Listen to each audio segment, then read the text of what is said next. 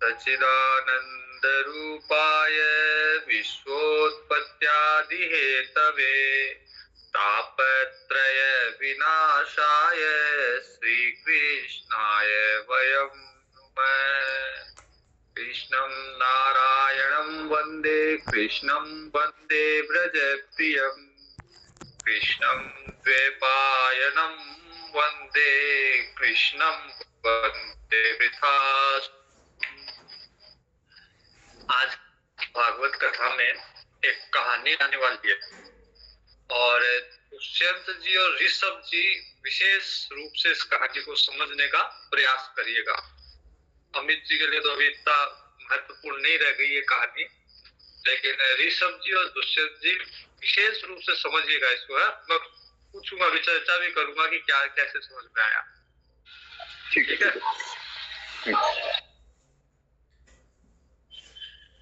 नारद जी ये कह रहे थे कि आप जो भागवत कथा बता रहे हो इससे कैसे कैसे पापी लोग भी इससे मुक्त हो सकते हैं। भागवत कथा सुनने से कौन कौन से पापी भी या कौन कौन से लोग भी मुक्ति को प्राप्त कर सकते हैं, मोक्ष प्राप्त कर सकते हैं या उनके पाप नष्ट हो सकते हैं। तो सनकादिक ऋषियों ने बताया कि कितने बड़े से बड़े पापी हो वो सब भागवत कथा सुनने से पवित्र हो सकता है। इस कलयुग में सप्ताह यज्ञ से बड़ा पापी जो पांच महापाप बताए गए, माता पिता की निंदा करना, तृष्णा के मारे व्याकुल होना और आश्रम धर्म से रहित, पांच जो महापाप है वो है मदिरापान, ब्रह्म हत्या, स्वर्ण की चोरी, गुरु स्त्री गमन और विश्वासघात। और इसके अलावा भी जो जितने भी पाप है, चाहे माता पिता की निंदा करना, तृष्णा के मारे व्याकुल हो जाना, आश्रम धर्म से रहित होना, दंभ, दूसरों की उन्नति देखकर जलना, ये सारे जितने भी पाप है सब पापों से मुक्त हो सकता है भागवत कथा सुनने से। इसके संदर्भ में अब सनकादिक ऋषि कहते हैं कि एक प्राचीन इतिहास है, एक कथा है, वो हम सुनाएंगे। तो पुराणों में बहुत सारी जो टीचिंग होती है वो कथा के माध्यम से आख्यायिका बोलते हैं, आख्यायिका के माध्यम से, कहानियों के माध्यम से बताई जाती है। इसमें क्या था, कहानी में तुंगभद्रा नदी के पास में एक ब्राह्मण देवता रहते थे। अत्र ते कीर्तयिष्याम इतिहासं पुरातनम् यस्य श्रवण मात्रेण पापहानि प्रजायते। एक प्राचीन इतिहास बताऊंगा जिसको सुनने से सारे पाप नष्ट हो जाते हैं। तुंगभद्रा तटे पूर्वम अभूत पतनमुत्तमम् यत्र वर्णा स्वधर्मेण सत्य सत्कर्म तत्पराः। तो जो प्राचीन ब्राह्मण थे वो हमेशा सत्य धर्म का पालन करते थे, अपने धर्म का आचरण करते, सत्य और सत्कार में तत्पर रहते थे। आत्मतेव पुरे तस्मिन् सर्व वेदा विशारद है श्रोत स्मार्तेषु निष्पाणातो द्वितीय भास्कर है। तो ब्राह्मण देवता सारे वैदिक कर्मों में श्रोत और स्मार्त दो तरह के कर्म होते हैं। श्रोत कर्म तो जैसे वेद वेदांत सुनना सुनाना ये सब श्रोत कर्म है। ज्ञान यज्ञ, ज्ञान का जो उपदेश है उसको सुनना सुनाना श्रोत कर्म है। और स्मार्त का कर्म है पुण्य करना, जैसे धर्मशाला बना दिया, प्याऊ लगा दी, ये सब स्मार्त कर्म है। तो स्वर्ग तक की प्राप्ति स्मार्त कर्मों से हो सकती है और श्रोत कर्म की कर्म मुक्ति के लिए होते हैं। तो इन दोनों में ब्राह्मण देवता निपुण थे, श्रोत कर्मों में भी और स्मार्त कर्मों में भी। आत्मदेव जो ब्राह्मण देवता थे एक तरह से सूर्य की तरह प्रकाशित हो रहे थे, सूर्य की तरफ प्रकाशित होने वाले वो ब्राह्मण देवता थे। भिक्षुको विद्वान लोके तत्प्रिया धुंधली स्मृता स्ववाक्य स्थापिका नित्यम सुंदरी भवा। बहुत धनी थे ब्राह्मण देवता, लेकिन फिर भी भिक्षाजीवी थे, भिक्षा लेके आते थे। और भिक्षा ने भी तो दक्षिणा लेके आते थे, दूसरों से दक्षिणा लेके आते थे, लेकिन धनी थे। उनकी जो पत्नी थी बहुत ही प्रिय पत्नी थी, धुंधली, तो अच्छे घर से थी, कुलीन थी, लेकिन अपनी बात पे अड़ने वाली थी, अपनी बात स्थापित रखने वाली थी कि मैंने जो कह दिया वही सत्य है। स्ववाक्य स्थापिका, सुंदरी थी लेकिन स्ववाक्य स्थापिका, अपनी बात मनवाने वाली। लोकवार्ता रता क्रूरा प्रायशो बहुजल्पिका शूरा च गृह कृत्येषु कृपणा कलह प्रिय।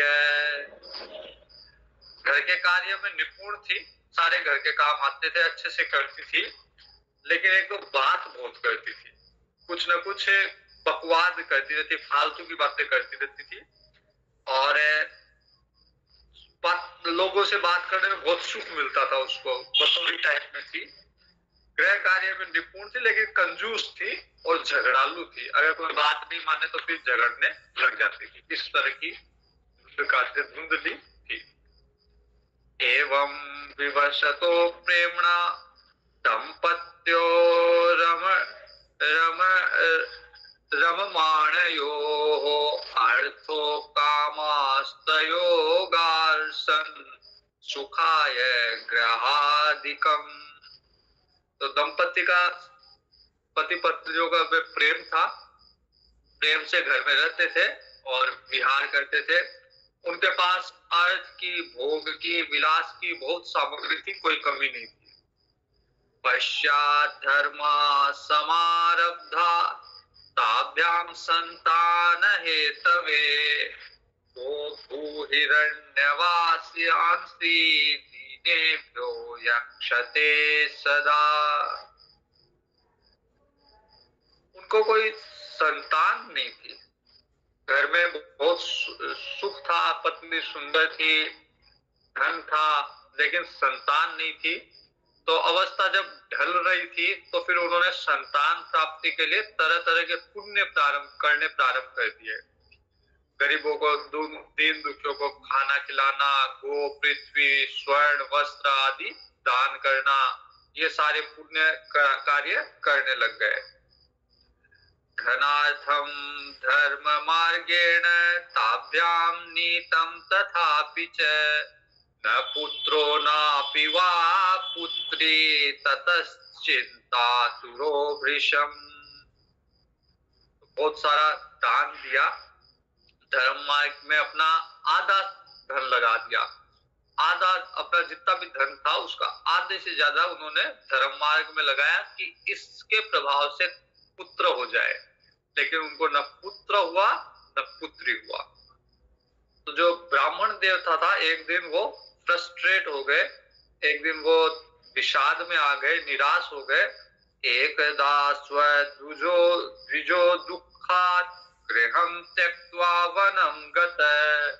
घर छोड़ के वन को चले गए ब्राह्मण देवता, इतने वो दुखी हो गए। मध्याह्ने तृषितो जातस्तडागं समुपेयिवान्। दोपहर में प्यास लगी तो एक तालाब के पास जाके बैठ गए वन में ब्राह्मण देवता। पीत्वा जलम निसन्नस्तु प्रजा दुखेन कर्षितः मुहूर्तादपि तत्रैव सन्यासी कश्चिदागतः। प्यास लगी, तालाब के पास गए, संतान नहीं थी, इस दुख से दुखी थे। पानी पीने से कुछ शरीर को सुख मिला, शांत हुए। वो थोड़े थके हुए थे, थोड़ी देर के लिए बैठे। इसमें एक मुहूर्त, 2 घड़ी बीती थी, इतने में एक सन्यासी वहां आ गए। दृष्ट्वा पीत जलम तम तु विप्रो यातस्तदन्तिकं नत्वा च पादयोस्तस्य निःश्वसन् संस्थित गुरु। ब्राह्मण देवता ने देखा कि जल पी लिया ब्राह्मण देवता ने, तो उनके पास गए और सन्यासी को प्रणाम करके और उनके सामने खड़े होकर लंबी लंबी सांस लेने लग गए। यतिर्वाच, तो सन्यासी ने पूछा, जो दुखी दुखी से दिख रहे थे ब्राह्मण देवता, तो सन्यासी ने पूछा, कथम रोदिसी विप्रम त्वं काते चिंता बलीयसी वद त्वं सत्ववरं मह्यं स्वस्य दुःखस्य कारणम। सन्यासी बोलते, हे ब्राह्मण देवता, इतने दुखी क्यों हो? अपने दुख का कारण बताओ मेरे को। तो ब्राह्मण देवता कहते हैं, किम ब्रवीमि ऋषे दुःखम पूर्व पापेन संचितम मदीया पूर्वजास्तोयं कवोष्ण उपभुञ्जते। वो कहते हैं कि इतने पूर्व जन्म के पाप है, क्या बताऊं मैं आपको। मेरे इतने पाप है कि अगर मैं अपने पूर्वजों को, अपने पितरों को जलांजलि भी दूं तो वो उसको ग्रहण नहीं करते, उस जलांजलि को भी वो ग्रहण नहीं करते। अपनी चिंता जनित सांसों से कुछ गर्म करके पीते हैं, अर्थात मतलब सीधे शब्दों में वो ग्रहण नहीं करते। महत्तम नेव गृह्णन्ति पीत्वा देवा द्विजोतय प्रजा दुखे न शून्योयम प्राणांस त्यक्तुमिहागतः। और मेरा दिया हुआ भोजन देवता ब्राह्मण भी नहीं खाते, स्वीकार नहीं करते, क्योंकि मेरे पास संतान नहीं है। संतान के नहीं होने के दुख से मैं दुखी हूं। एक तरह से मेरे को लगता है कि मैं मतलब शून्य जैसा लगता है, शून्य सा जीवन लगता है, सुना सुना लगता है कि क्योंकि मेरे संतान नहीं है। हिग जीवितम प्रजाहीनम हिग्रहम च प्रजां विना दिग्धनम चानपत्यस्य दिक्कुलम संतति विना। इतना धन है लेकिन संतान के बिना इस धन का क्या करूं? धिक्कार है इस संतान के बिना धन को, धिक्कार है संतान के बिना घर को, धिक्कार है और संतान के बिना कुल को धिक्कार है। तो अच्छा कुल में हूं, अच्छा धन है, अच्छा परिवार है, लेकिन संतान नहीं है तो सब बेकार है। पाल्यते या मया धेनु सा वन्द्या सर्वथा भवेत् यो मया रोपिता वृक्ष सोपि वन्द्यत्वमाश्रयेत्। और इतना अशुभ हूं मैं कि यदि मैं, मेरे घर में गाय है, गाय के भी कभी बछड़ा नहीं होता, गाय के भी संतान नहीं होती, और मैं अगर कोई पेड़ लगा दूं तो मेरे हाथ से पेड़ भी नहीं लगता। यत् फलं मद्ग्रहायातं तच्च शीघ्रं विनश्यति निर्भाग्यस्यानपत्यस्य किमतो जीवितेन मे। तो मैं पुत्रहीन हूं, अभागा हूं, फिर मेरे जीवन में क्या रखा है? तो मेरे को मेरे घर में जो फल आता है वो भी बहुत जल्दी सड़ जाता है। मतलब मेरे घर में न मेरे घर में कोई गाय बच्चा देती है, न मेरा लगाया हुआ पेड़ उगता है, न मेरे घर में कोई फल टिकता है। इतना भाग्यहीन हूं, मेरे कोई पुत्र नहीं है।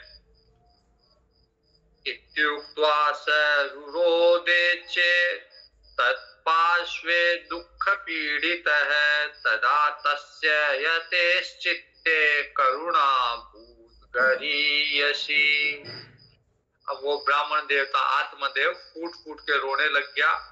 तो जो सन्यासी थे उनके हृदय में करुणा उत्पन्न हुई, दया उत्पन्न हुई।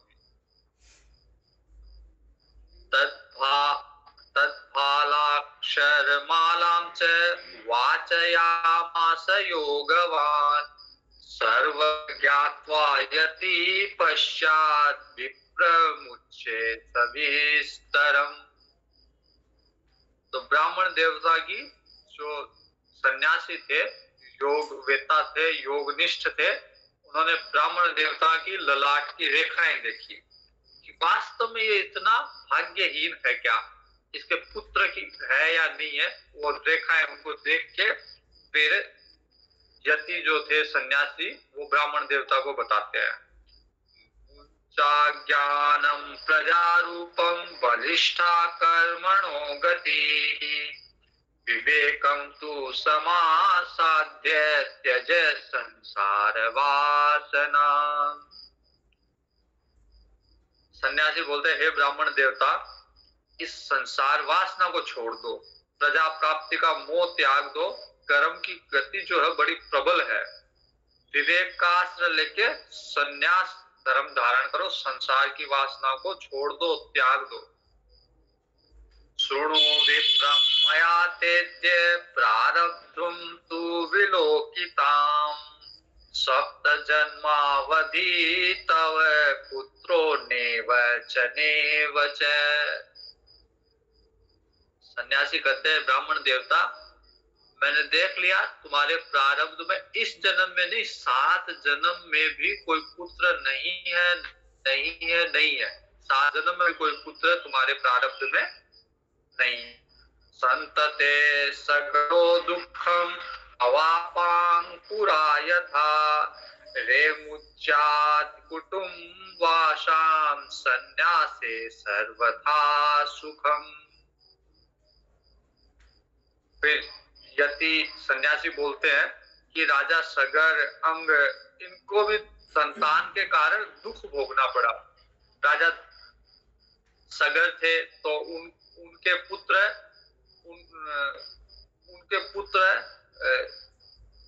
वो मुक्ति नहीं हुई, वो पड़े रहे, फिर उनके लिए गंगा जी लाए, तो संतान के कारण इनको दुख भोगना पड़ा। तो इसलिए एक कुटुंब की जो आशा है उसी को छोड़ दो। संन्यास ही सब प्रकार से सुख देने वाला है, संसार ही सब, संन्यास ही सब प्रकार से सुखी करता है। इसलिए संसार की वासना को छोड़ के संन्यास धर्म का आश्रय लो, संन्यास धारण करो। ब्राह्मण देवता के कहां समझ में आने वाला था। ब्राह्मण देवता कहते हैं, विवेकेन भवेत् किम मे पुत्र देहि बलादपि, नोचेत्य जाम्यहं प्राणान् त्वदग्रे शोकमूर्छितः। ब्राह्मण देवता बोलते हैं, ये विवेक से मेरे को कुछ नहीं होने वाला, ये विवेक नहीं चाहिए मेरे को, मुझे तो बलपूर्वक पुत्र दो, और नहीं दोगे तो आपके सामने मैं शोक मूर्छित होके अपने प्राणों का त्याग कर दूंगा। अब मेरे को या तो पुत्र दो या मैं प्राण त्याग कर रहा हूं। पुत्रादि सुखहीनोयम संन्यास शुष्क एव ही। वो कहते हैं संन्यास तो बड़ा शुष्क है, संन्यास में कोई मजे थोड़ी ना, संन्यास एकदम रूखा सूखा सा है। तो पुत्रादि सुखहीनोयम, मैं पहले से ही पुत्र नहीं होने के से दुखी हूं, और संन्यास तो और भी शुष्क है।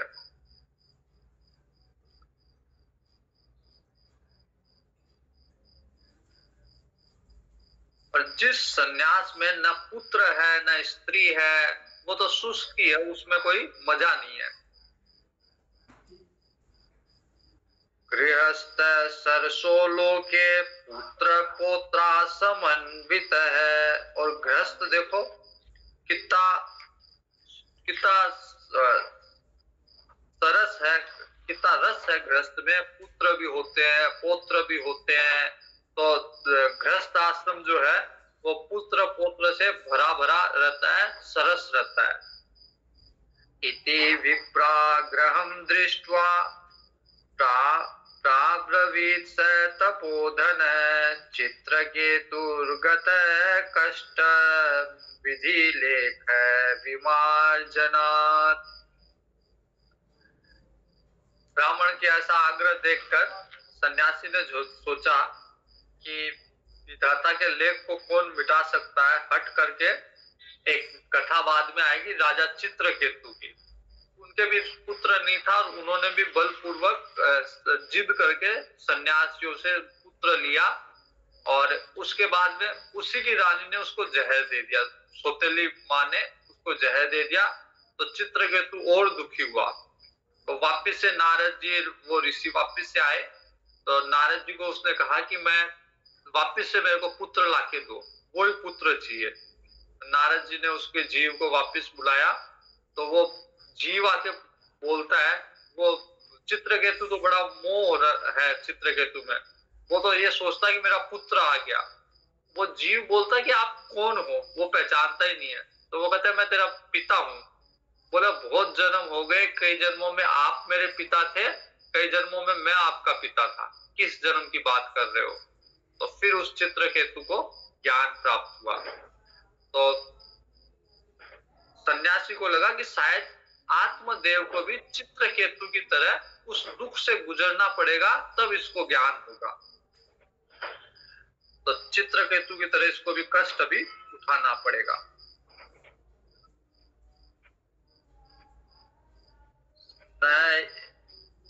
यास्यसि सुखम पुत्रात् अद्य देव हतोद्यम अतो हटेन युक्तोऽसि हर्यर्थिनं वदाम्यहम्।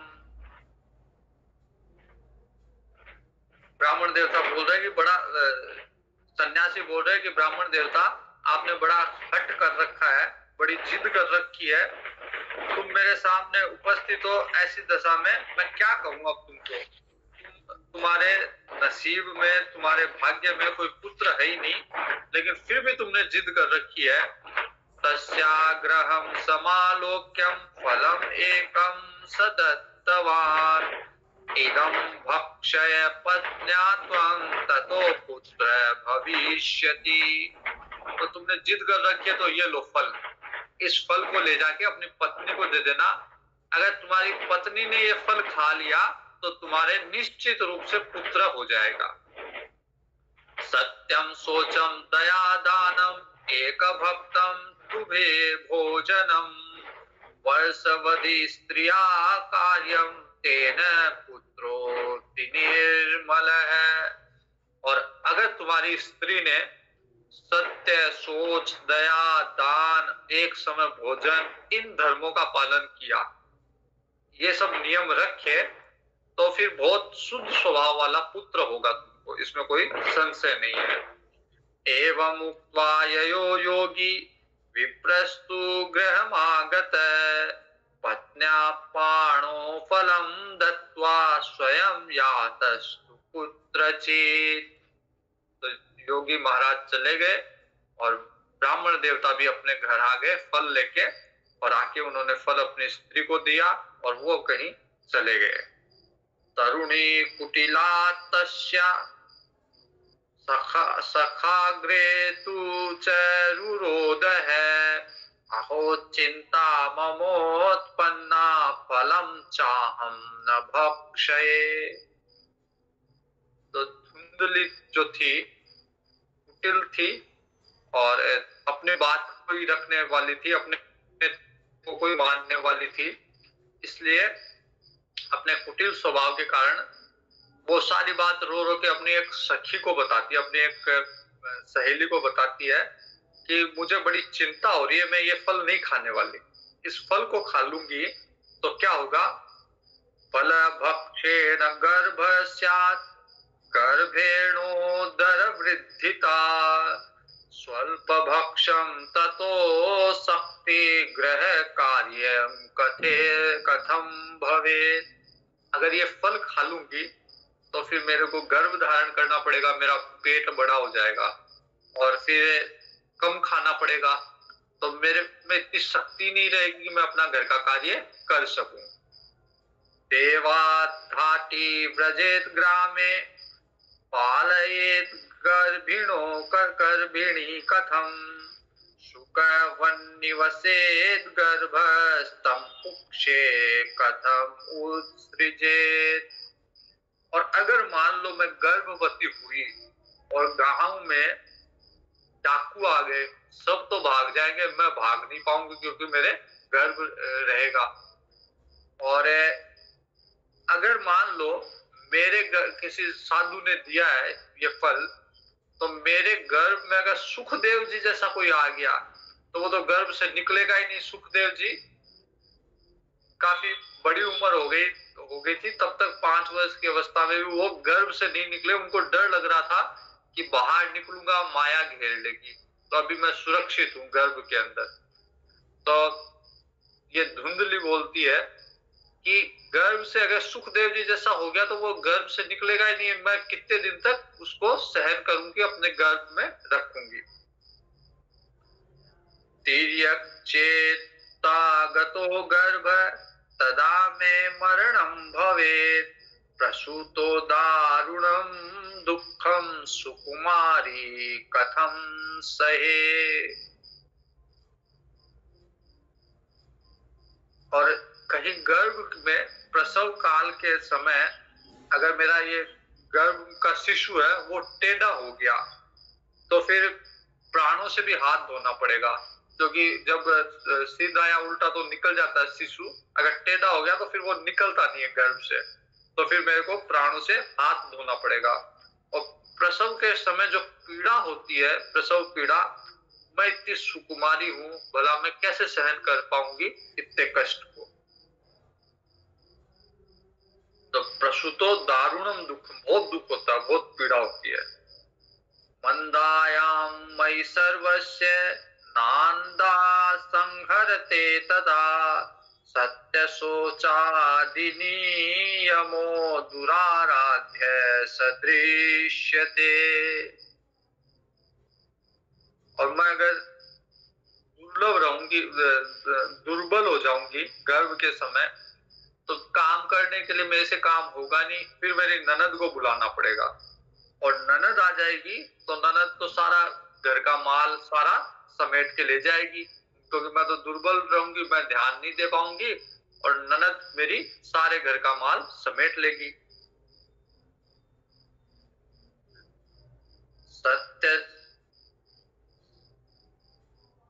सत्य सोचादि नियमो दुराराध्य सदृश्यते। और फिर ऊपर से सन्यासी ने ये और कह दिया कि सत्य सोच आदि नियमों का पालन करो, तो ये तो बड़ा दुखदायी है, मेरे से नहीं होगा। लालने पालने दुखम प्रसूतायाश्च वर्तते। फिर अगर बच्चा हो गया तो उसका लालन पालन कौन करेगा, बड़ा कष्ट का काम है, बड़ा दुख का काम है, तो मेरे से तो ये नहीं होगा। और ये सब सोचते हुए मेरे को लगता है कि या तो वंध्या स्त्री या विधवा स्त्री यही सुखी है। कौन इस झमेले में पड़ेगा, कौन इस झंझट में पड़ेगा, बच्चे को गर्भ में धारण करो, गर्भ की पीड़ा को सहन करो, फिर अगर बच्चा हो गया उसका लालन पालन करो, और गर्भ के टाइम पे ननद आ जाएगी, वो सारा माल ले जाएगी, कहीं भागना पड़ा मैं भाग नहीं पाऊंगी, मैं सुकुमारी कहाँ इतने झमेलों में पड़ूंगी। इससे अच्छा या तो विधवा हो जाऊं या फिर मैं बंध्या ही रहूं, पुत्र ना हो, वो ज्यादा अच्छा है। एवं कुतर्क योगेन तत्फलम नेव भक्षितम। तो इस तरह से कुतर्क करके वो बोलते हैं ये फल तो मैं नहीं खाऊंगी, इस फल से मेरे संतान हो ऐसा फल मेरे को तो नहीं चाहिए। पत्या पृष्ठम फलम भुक्तम भुक्तम चेति तयेदितम। पति ने पूछा फल खा लिया, तो बोलती है हाँ खा लिया।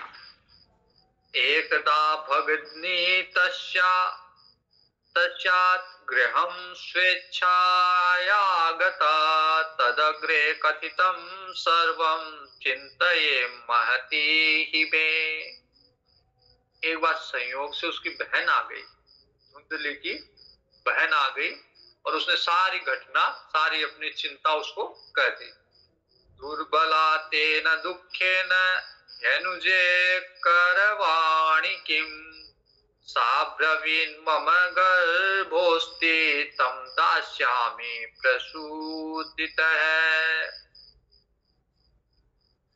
तो वो कहती है कि मैं क्या करूं, इस दुख से मैं दिनों दिन दुखी हो रही हूं। तो बहन ने कहा चिंता क्यों करती हो, मैं गर्भ से हूं, तो मेरा जो गर्भ है वो मैं प्रसव होने पे वो बालक मैं तेरे को दे दूंगी। तो तेरे पति ने तो ये सोच रखा है, तूने कह रखा पति को कि मैंने फल खा लिया, तो मेरे जो पुत्र या पुत्री होगी, मेरे जो शिशु होगा वो मैं तेरे को दे दूंगी, तू चिंता मत कर।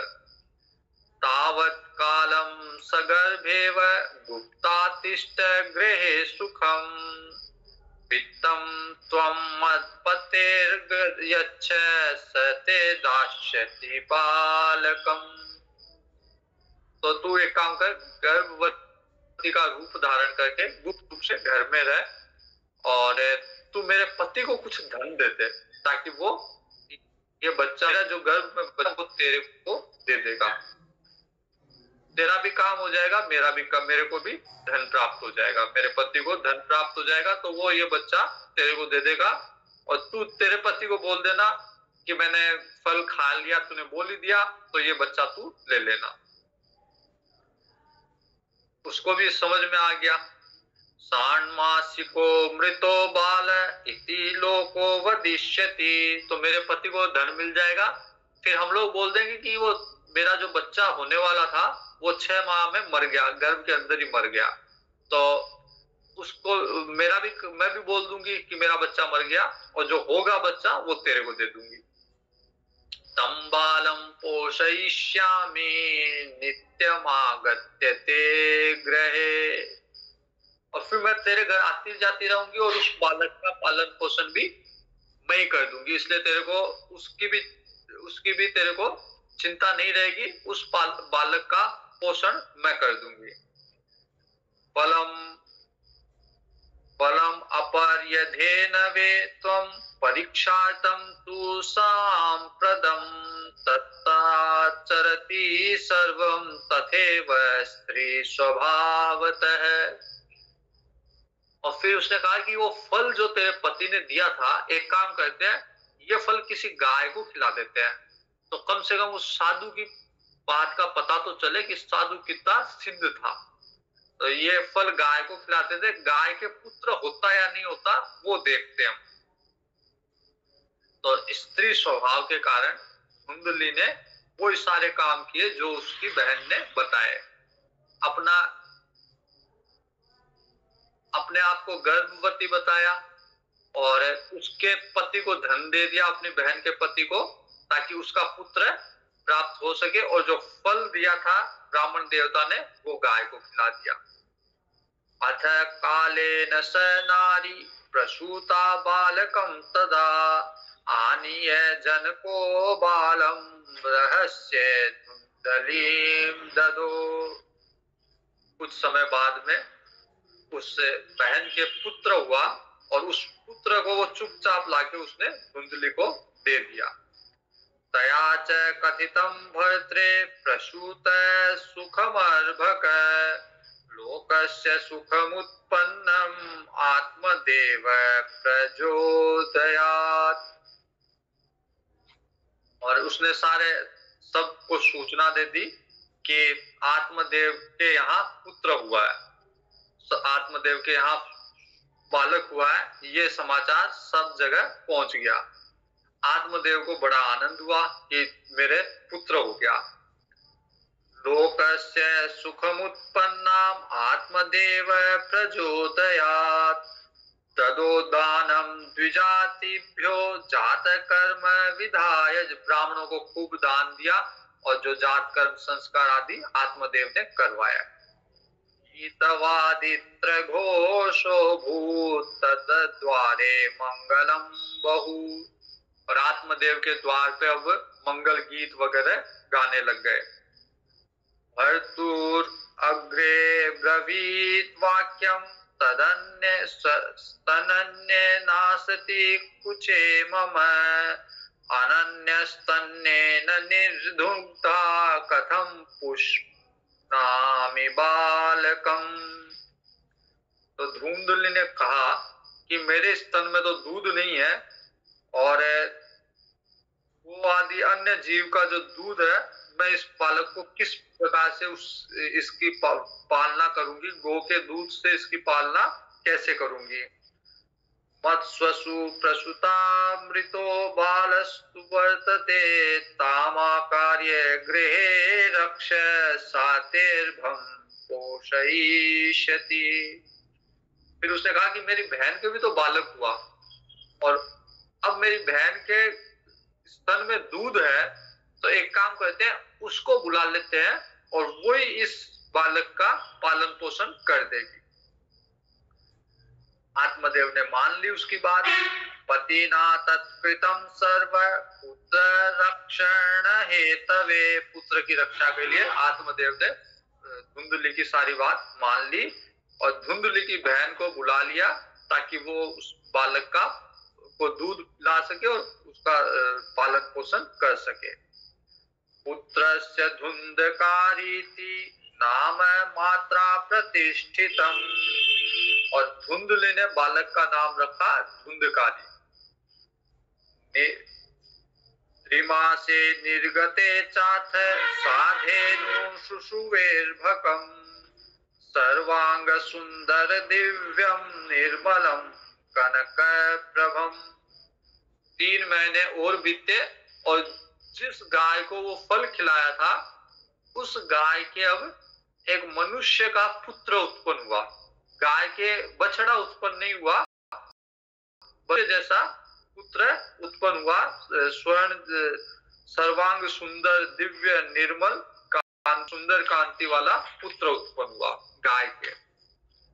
दृष्ट्वा प्रसन्नो विप्रस्तु संस्कारान् स्वयमादयदे मत्वाश्चर्य जना सर्वे दिदीक्षार्थं समागता।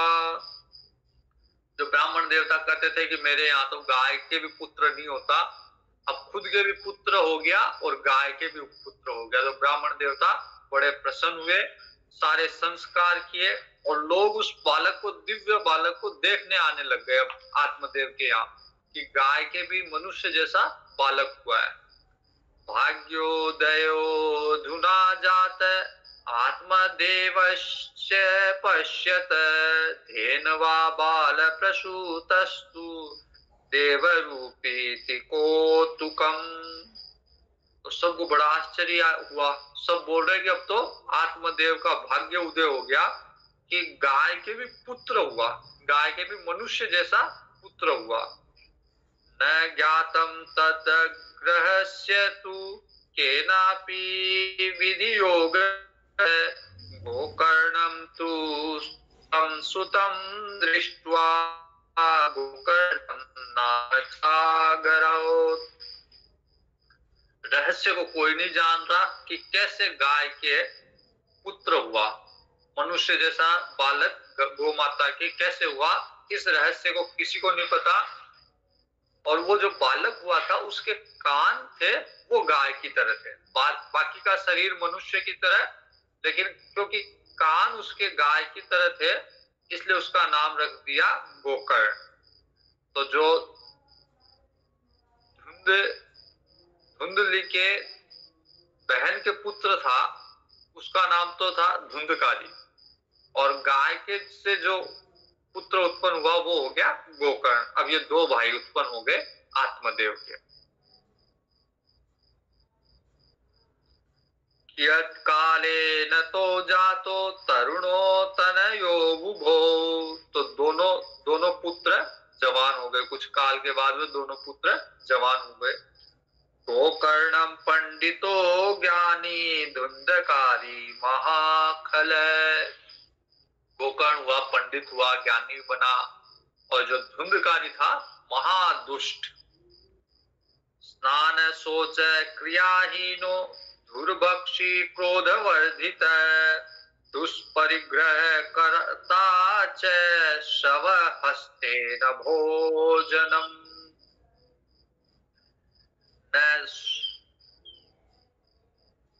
न स्नान करता, न शौचादि कर्म करता, ब्राह्मणों के से कोई आचरण नहीं थे उसमें, धुंधकारी में खाने पीने से कोई परहेज नहीं था, कैसा भी कुछ भी खा लेता, क्रोध बहुत करता था, पूरी वस्तुओं का संग्रह करता, और मुर्दे के हाथ से भी अगर छुआ हुआ खाना है वो अन्न भी खा लेता था। दूसरों के यहाँ चोरी करता, चोर सर्वजन द्वेषी, परवेशम अप्रदीपक है, लालनाम यार भगान धृत्वा सद्य कूपे न्यपातयत। दूसरों से द्वेष करता, दूसरों को कष्ट पहुंचाता, दूसरों के घर में चला जाता और चुपके से आग लगा जाता। कोई अगर नहीं देख रहा बस चलता, चोरी करता, नहीं अगर कोई देख रहा उस घर में आग लगा के आ जाता। अगर कोई बालक खेलते हुए मिल गए रास्ते में, उठा के कुएं में डाल देता उस बालक को। इस तरह से पर पीड़ादायक था, दूसरों को कष्ट पहुंचाने वाला बालक था ये। हिंसक था, शस्त्रधारी था, दीनांधान प्रपीड़क है, दूसरे को कष्ट देना ही इसका ध्येय था। चांडाला भीरतो नित्यम पाशहस्त स्वसंगत है। चंडालों से प्रेम था उसको और हाथ से फंदा लेके कुत्तों की टोली में शिकार करते हुए घूमता रहता। कुत्तों को फंदा डाल के कुत्तों के साथ घूमता रहता। तेन वेश्या कुसंगेन पित्रम वित्तम तुनाशितम। और वेश्याओं के कुसंग में पड़ गया धुंधकारी और पिता के सारे धन को बर्बाद कर दिया। एकदा पितरो ताड्य पात्राणि स्वयमाहरत। एक बार पिता को भी मार पीट के, आत्मदेव को भी मार पीट के घर के बर्तन भी ले गया और उनको भी बेच के खा गया। तत्पिता कृपण प्रोचे धनहीनो रुरोध है, वंध्यत्वम तु समीचीनम कुपुत्रो दुखदायक है। तो जब आत्मदेव की सारी संपत्ति स्वाहा कर दी इसने, धुंधकारी ने, तो पिता फिर फूट फूट के रोने लग गया और कहा इससे तो मैं बांझ भला था, पुत्र नहीं था। इस कुपुत्र से तो वो बांझपना ही ठीक था जब मेरे पुत्र नहीं था। ये कुपुत्र तो बड़ा दुखदायी है। क्व तिष्ठामि क्व गच्छामि को मे दुःखं व्यपोहयेत्, प्राणान् त्यजामि दुःखेन हा कष्टं मम संस्थितम्। अब आत्मदेव जी बोलते हैं कि अब मैं क्या करूं, कहां जाऊं, मेरे इस कष्ट को कौन काटेगा, मेरे ऊपर तो बड़ी विपत्ता आ गई। अब इस दुख के कारण अवश्य मेरे को एक दिन मरना ही पड़ेगा, इतना दुख हो गया। तदानीं तु समागत्य गोकर्णो ज्ञान संयुत है, बोधयामास जनकं वैराग्यम परिदर्शयन्। इतने में ही गोकर्ण जी आए। गोकर्ण जी भी पुत्र है। गोकर्ण जी आके और अपने पिता को ज्ञान या बोध दिया और गोकर्ण जी ने पिता को वैराग्य का उपदेश दिया, वैराग्यम परिदर्शयन, और वैराग्य का संन्यास का मार्ग दिखाया। ऐसा खरु संसारो दुख रूपी विमोहक है। पिता को कहते हैं कि ये संसार जो है दुख रूपी है और मोह में डालने वाला है। आपने पुत्र का मोह किया इसलिए आप दुख में पड़ गए। तो संसार का स्वरूप ही ऐसा है, संसार मोह में डाल के और दुख प्रदान करने वाला है। सुत कस्य धनम कस्य स्नेहवाद ज्वलते निशम। तो कहते पुत्र किसका पुत्र है, संसार में कोई पुत्र नहीं है। धन किसका, संसार में कोई भी धन अपना नहीं है। स्नेह के कारण पुरुष दिन रात दीपक के समान जलता रहता है, मेरा पुत्र मेरा धन। न धन है न पुत्र है, संसार में कोई किसी का नहीं है।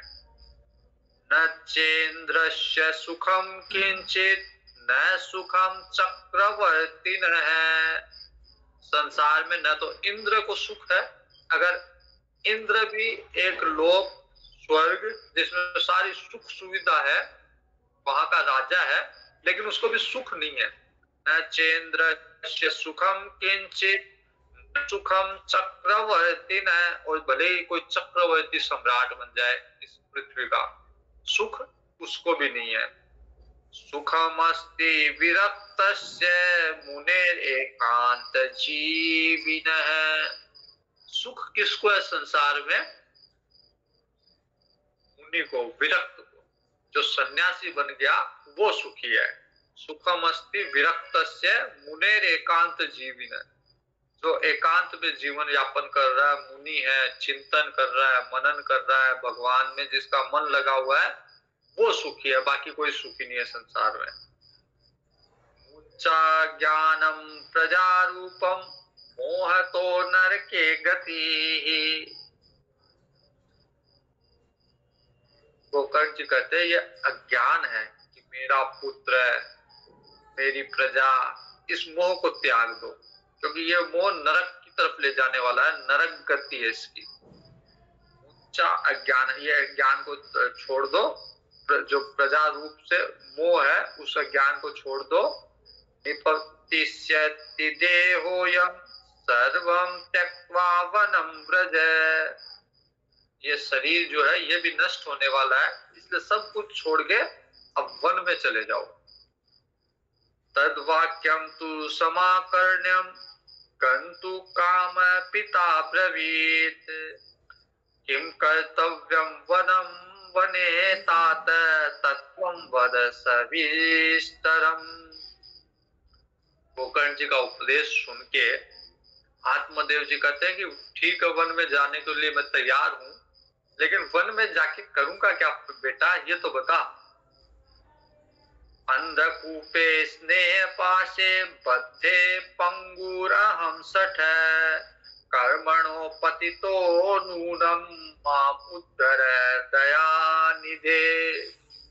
आत्मदेव जी कहते हैं कि सच में मैं तो बहुत मूर्ख निकला, और मैंने पुत्र की कामना के लिए इतने कष्ट सहे, और लास्ट में एक पुत्र हुआ जिसके कारण मेरे को अब और ज्यादा दुख हुआ।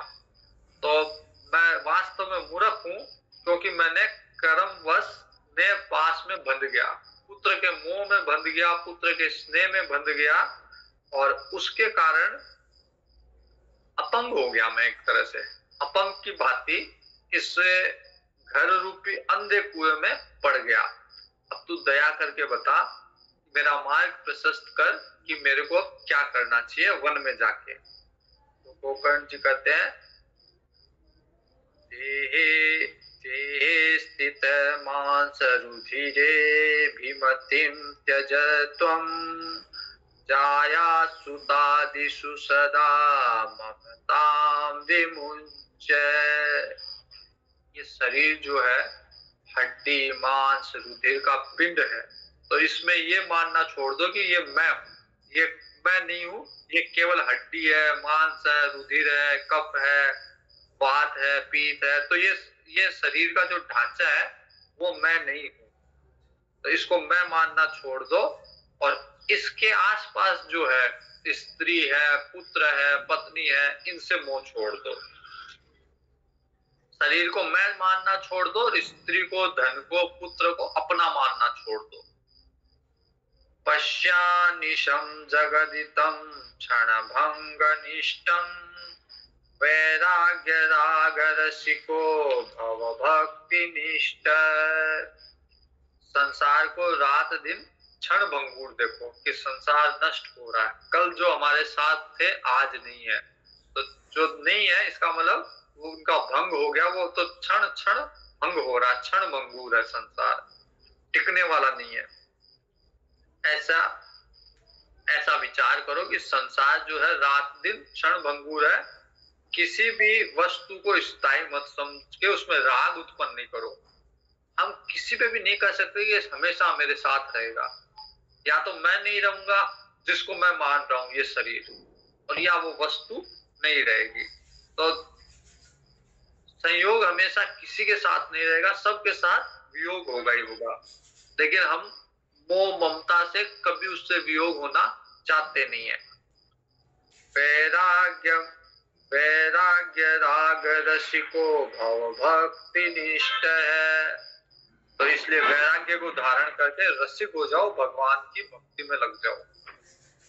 धर्मं भजस्व सततं त्यज लोक धर्मान सेवस्य साधु पुरुषान् जहि काम तृष्णा। भगवान का भजन ही सबसे बड़ा धर्म है, तो निरंतर उसी का आश्रय लो, संसार के धर्म को छोड़ दो। इस प्रकार लौकिक धर्मों से मुख मोड़ लो और साधु जनों की सेवा करो। भोग लालसा के पास न जाओ, जल्द से जल्द दूसरों के गुणों दोषों का विचार करना छोड़कर केवल भगवत सेवा, भगवान की कथाओं के रस का ही पान करो। अन्यस्य दोषा गुण चिंतमाशु मुक्त्वा सेवा कथा रसमहो नितराम पिबत्वम्। दूसरा क्या कर रहा है, सुखी है, दुखी है, वो अच्छा है या बुरा है, इन सब चीजों को छोड़ के केवल सेवा कथा रसमहो नितराम पिबत्वम्।